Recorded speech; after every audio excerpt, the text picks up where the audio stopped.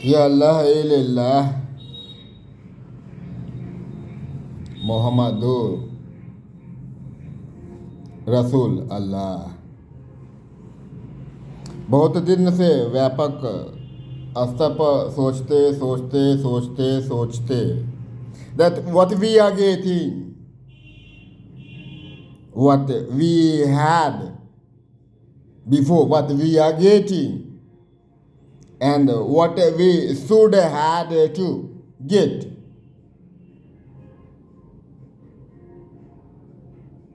को समझते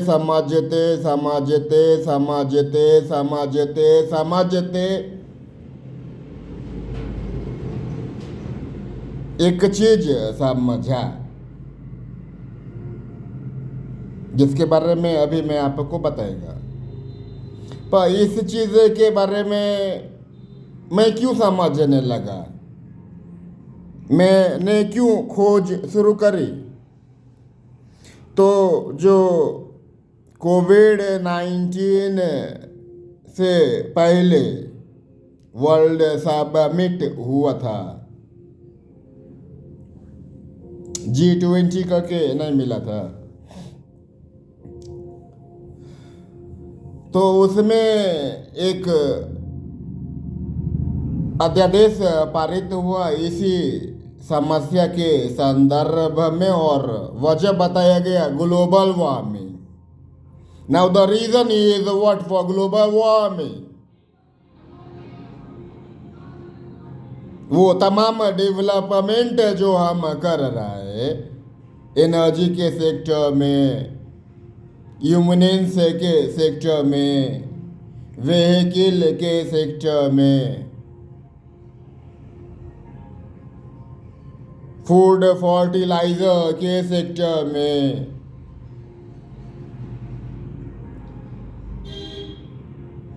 artificial intelligence के सेक्टर में, ये सब ही मात्रता वजह है ग्लोबल वार्मिंग का, या और कोई वजह नहीं, बस यही वजह है। पर इन सब चीजों की जरूरत हमें क्यों पड़ी?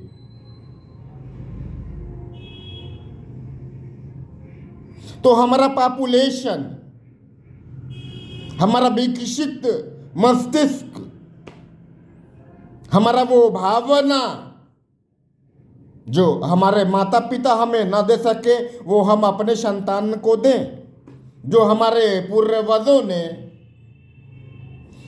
कष्टकारी समय को व्यतीत किया है वो हम या हमारे संतान न व्यतीत करें। चाहे वो फ्लड का समस्या हो, साइक्लोन का समस्या हो, सुपर नेचुरल पावर से जो डिस्ट्रक्शन होता है का समस्या हो, नौकरी का अभाव हो, ये सब हमारे संतान नहीं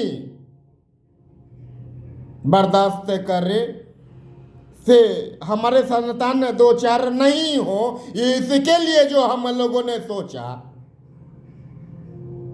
वो वजह बन गया ग्लोबल वार्मिंग का। और हमारे प्राइम मिनिस्टर तो उसी में बोले कि हमने हरित क्रांति देखी है, उस हरित क्रांति के वजह से लहलहाते खेतों में हरियाली देखी। पर कितने साल, 30 साल भी नहीं हुए और उतनी भी फसल उस खेत में अब नहीं मिलती है जो हरित क्रांति के आने से पहले मिला करती थी। तो इससे कैसे दूर रहें? तो उर्वरक का प्रयोग न करें, रासायनिक खादों का प्रयोग न करें। जहां जहां बन पड़े 3 साल 4 साल उस खेत को, उस फील्ड को जिसमें क्रॉप को हम लोग उगाते हैं, ऐसे ही बेवजह छोड़ दें।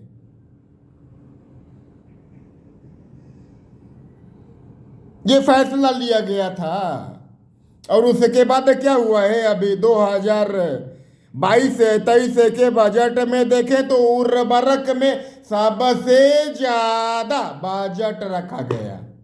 क्या मतलब है इसका? जगह जगह यूरिया के लिए, तो पोटास के लिए, तो फलाना के लिए, तो डिगना के लिए मार फंस गया, यहां तक कि खून खराबा तक हो गया। और प्रधानमंत्री ने उससे पहले क्या स्टेटमेंट दिया रहा कि हमें रासायनिक उर्वरकों से खुद को दूर रखना है। हरित क्रांति के वजह से जो हमने हमारे खेतों में वो हरियाली देखी, वो कितने दिन हमारे खेतों में हरियाली का रूप बनाए रखी। अरे 30 साल भी नहीं गुजरे और हमारे खेतों का उत्पादन हरित क्रांति के शुरुआत से पहले जो खेत उगलती थी अनाज, उतना भी नहीं रहा। तो इन सब चीजों को देख के मैंने सोचा, तो इंटरनेट पे सर्च करते करते मेरे सबसे पहले दिमाग में आया पॉपुलेशन, क्योंकि चाइना यही बोला कि just population is responsible for global warming. Population पे कंट्रोल करो तो ग्लोबल वार्मिंग से तुम्हें निजात मिल सकता है। तो मैंने देखा, तो आज 2:46 पे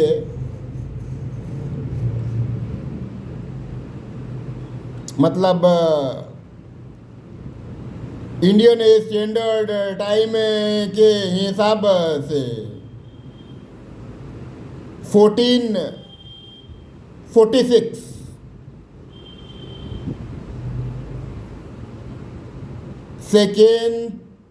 सेकेंड ऑफ मई 2024 जो पॉपुलेशन वर्ल्ड का गूगल बता रहा है वो है 8,10,70,24,950। 8,10,70,24,950।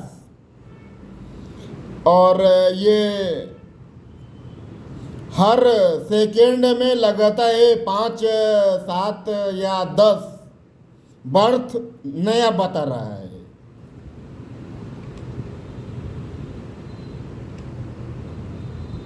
पहला चीज।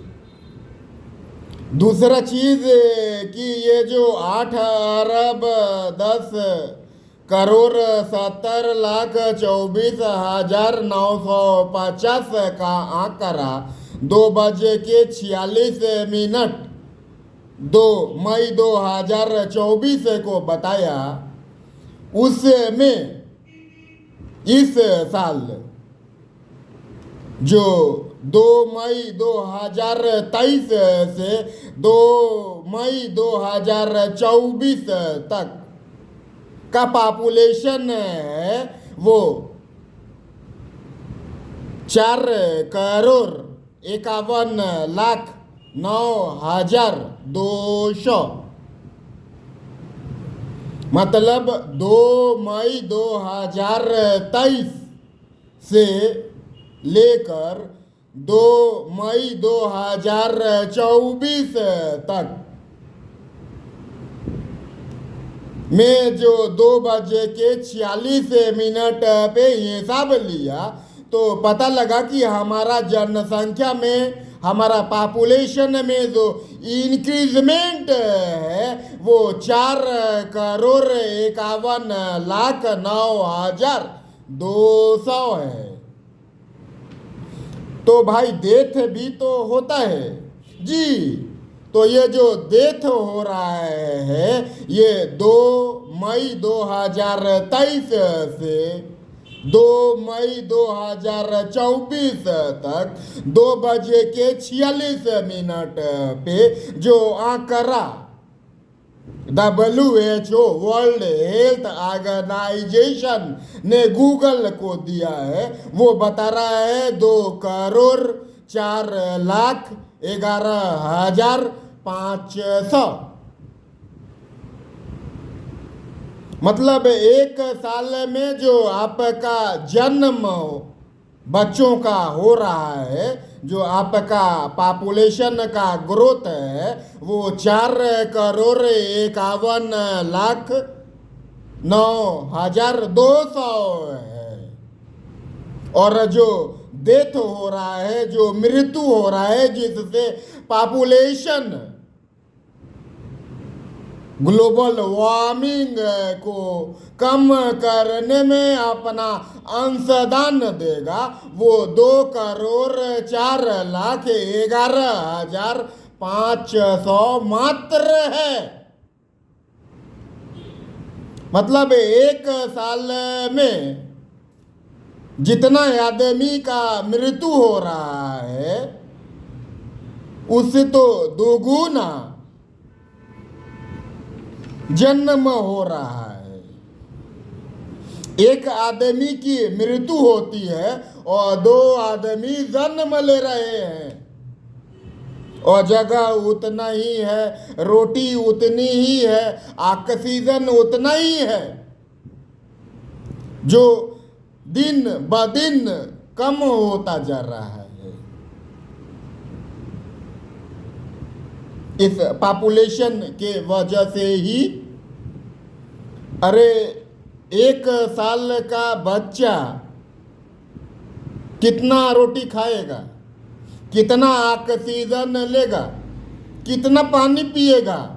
वही 18 साल का एक बच्चा कितना रोटी, कितना पानी और कितना ऑक्सीजन कंज्यूम करेगा, ये आप अच्छी तरह समझ रहा है।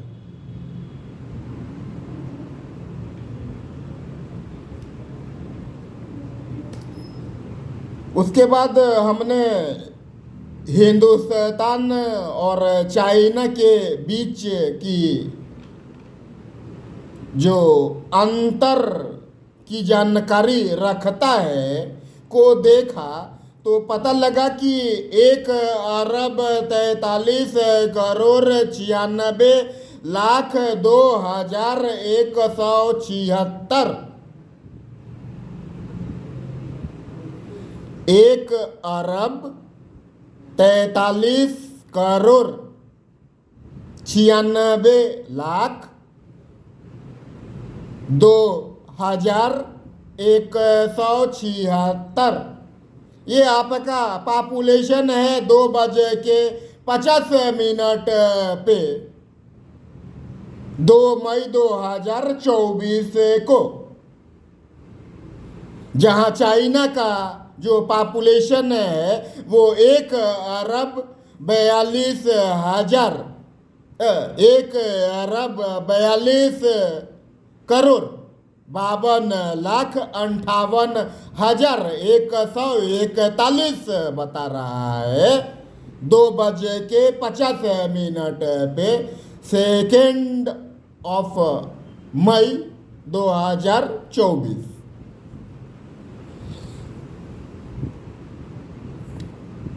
मतलब करीब करीब 1 करोड़ से कम ना बता पाए हम लोग पॉपुलेशन का अंतर हिंदुस्तान और चाइना में। आज 1 करोड़ से ऊपर का जनसंख्या रखता है हिंदुस्तान चाइनीज गवर्नमेंट के आगे में।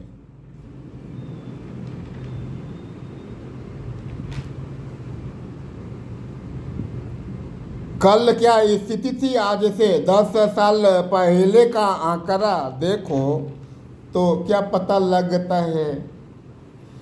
उसके बाद हमने एक और चीज़ देखा कि ये जो आप बता रहे हैं, इसमें जो चेंज है वो क्या चेंज है, तो बता रहा है कि हिंदुस्तान 0.81% 0.81% पॉपुलेशन में वृद्धि कर रहा है। हिंदुस्तान 0.81% पॉपुलेशन में वृद्धि कर रहा है। हर घड़ी नहीं, एक गीत है, हर घड़ी रंग बदल रही है जिंदगी, छाँव है सहर है कहर है जिंदगी। नहीं, तो ये चीज मैंने चाइना के लिए देखा, तो चाइना 0.02% अर्थात 0.02% का इजाफा मात्र कर रहा है, जो उसका रिकॉर्ड है। हर कंट्री के आगे में प्रेजेंट का, पास्ट का, फ्यूचर मालूम नहीं। What is tomorrow? I don't know about that. But today is what? That China is just improving in its population by 0.02%, where you are increasing by 0.81%. This is the difference between India and China, just in population growth, or somewhere else it lies. ये economist of India आपको बताएंगे। उसके बाद मैंने कहा पाकिस्तान का भी देख लूं, तो पाकिस्तान का है 1.98%, 1.98% का इजाफा पाकिस्तान कर रहा है अपने पॉपुलेशन में, किसी भी कंट्री के रिस्पेक्ट में, चाहे उसका पास्ट देखो, चाहे उसका प्रेजेंट देखो, फ्यूचर अपन जानता नहीं।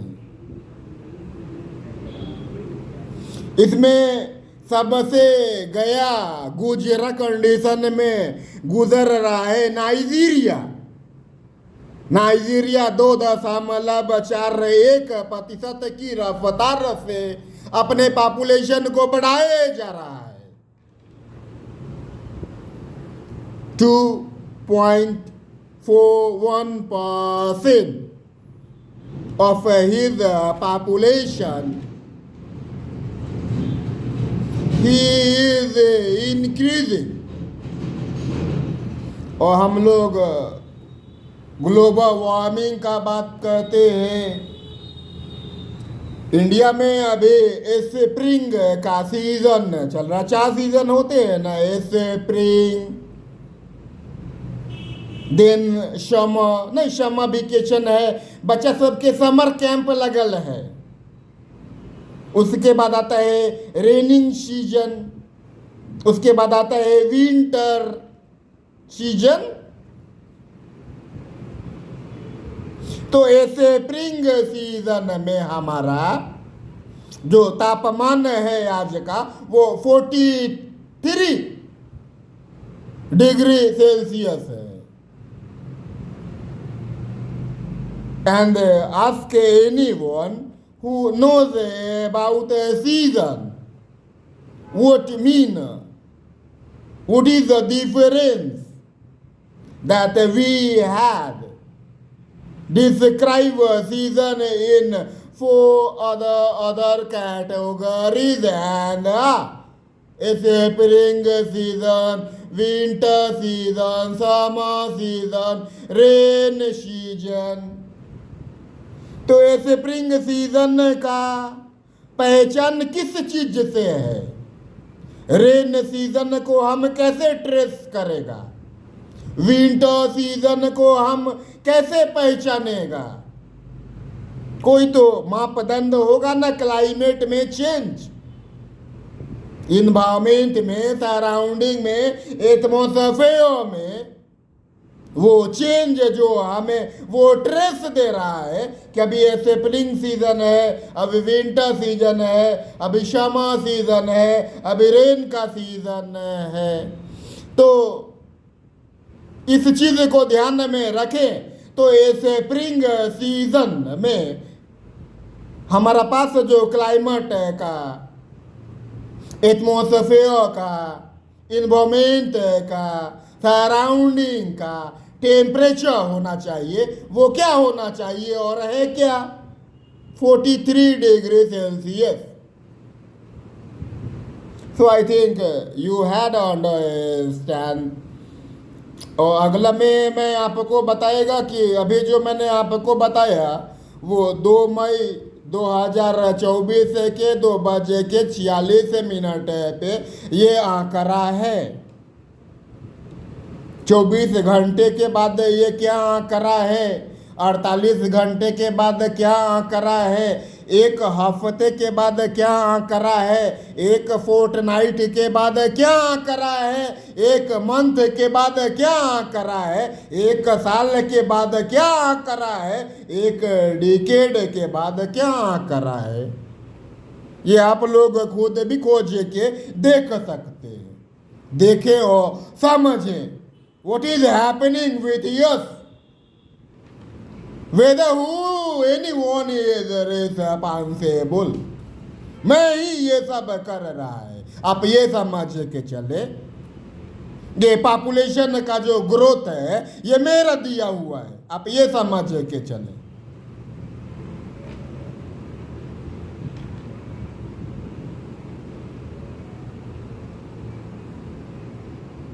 या किसी और का दिया हुआ है उसका समझ के चले। तो सॉल्यूशन क्या है? जब भारत सरकार प्रचार करी हम दो हमारे दो का मतलब क्या था? क्यों प्रचार करना पड़ा भारत सरकार को? हम दो हमारे दो संयुक्त परिवार की परिभाषा को धूमिल करके रख दिया भारत सरकार ने। क्यों? अभी उससे भी मन नहीं भरा तो अब कह रहे हैं हम दो हमारे एक, me my wife and just a child, whether she is a daughter or she is son। चौथा नहीं, दूसरा बच्चा नहीं। जबकि संयुक्त परिवार की अवधारणा और संयुक्त परिवार ही हमारी पहचान रही, भारत सरकार की पहचान रही संयुक्त परिवार। वहाँ हम दो हमारे दो, उसके बाद हम दो हम हमारे एक का मतलब नहीं समझ में आया। ये आपको समझ में वही आ रहा जो मुझे समझ में आ रहा है। Who is responsible or which process is responsible? And I think we doesn't spend or waste our time there, where we had to waste our time or spend our time is to search by which process we can stop this chain. So, inshallah.